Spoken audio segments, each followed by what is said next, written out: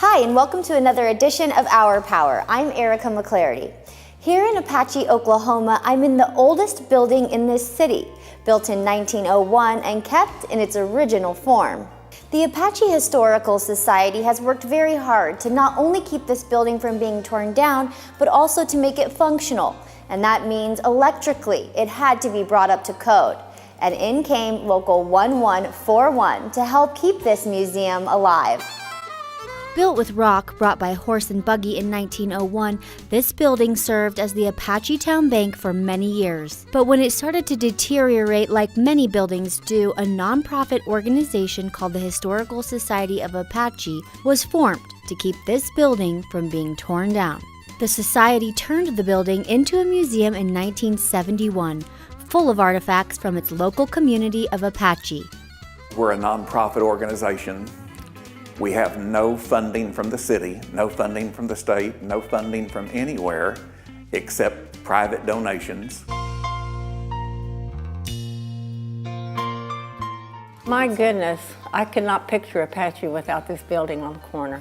To think that other buildings are torn around, all around us, and what if we lose this building? We haven't. We work hard for this building. With the small funds they did have, they were able to buy a few necessary electrical components. But they needed more and the labor to make it happen.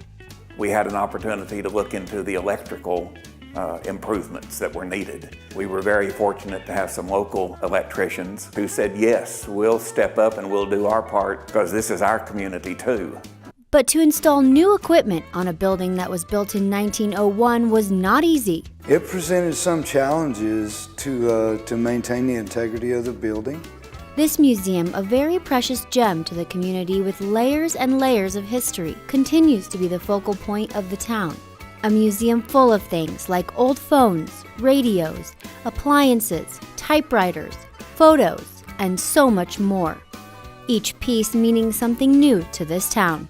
See that baby chair? It belonged to my neighbor across the street when he was a baby, Dr. O'Connor.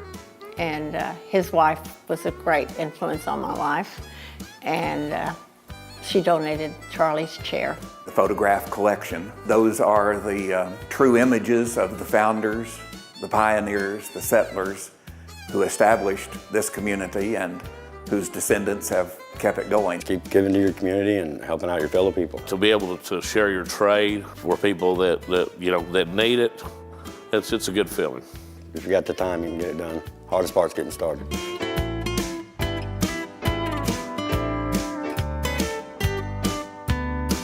Don't let your buildings go to ruin in your town. The buildings are just torn down and they regret it. They appreciate us, I think, because they're sorry they lost theirs. Or that makes them want to really save theirs. Reporting for IBEW Our Power, I'm Erica McClarity.